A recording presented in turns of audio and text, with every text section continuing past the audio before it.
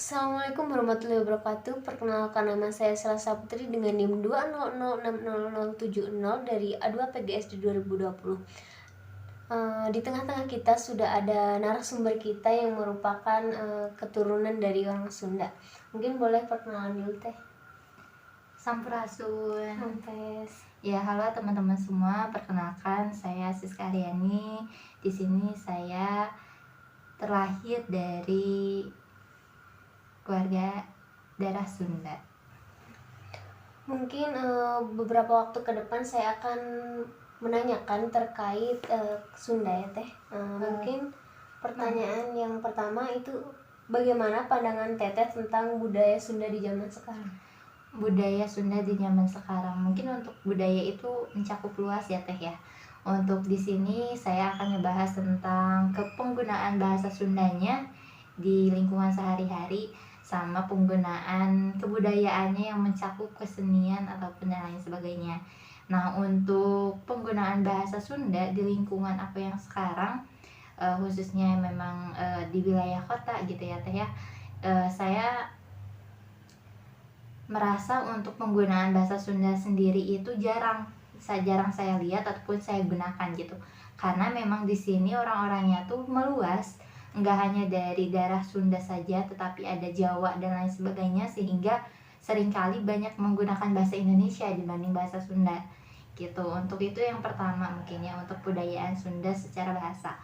Nah, untuk kebudayaan Sunda secara keseniannya ataupun budaya-budaya yang lain itu saya sudah jarang banget untuk melihat gitu budayanya, entah itu silat, jaipong atau lain sebagainya. Justru saya lebih sering melihat kebudayaan-kebudayaan yang memang tersumber dari asing gitu. Jadi untuk kebudayaan Sunda sendiri saya sudah jarang melihat gitu, entah itu penggunaan dalam bahasa Sundanya ataupun kebudayaan yang lain gitu teh. Ini lanjut di pertanyaan yang kedua ya teh. Menurut teteh, beda dari budaya Sunda sekarang dan tempo dulu itu seperti apa?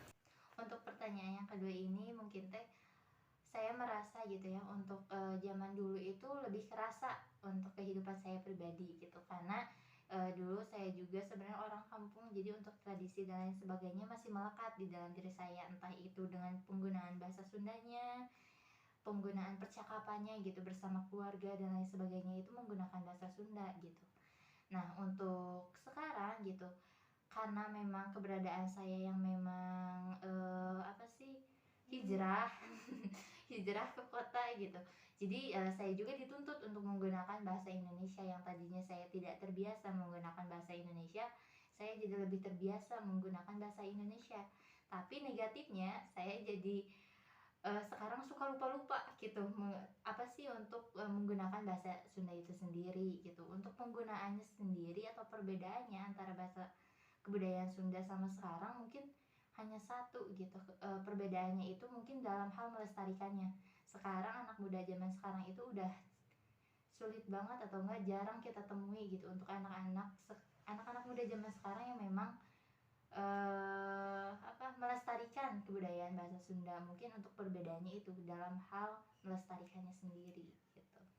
Mungkin pertanyaan selanjutnya, harapan teteh mengenai budaya Sunda itu gimana? Untuk harapannya sendiri mungkin yang tadi ya, untuk kata kuncinya itu melestarikan. Harapannya sendiri untuk anak-anak muda zaman sekarang itu harus bisa melestarikan kebudayaan Sunda, khususnya mungkin kebudayaan yang ada di Indonesia-nya sendiri gitu. Nggak hanya Sunda, tapi kebudayaan yang memang mencakup mencakup daerah-daerah yang ada di Indonesia, sehingga memang kebudayaan yang ada di Indonesia itu tidak luntur ataupun tidak diakui oleh negara lain. Itu sih kata kuncinya, cuma satu, harus dilestarikan. Itu aja sih.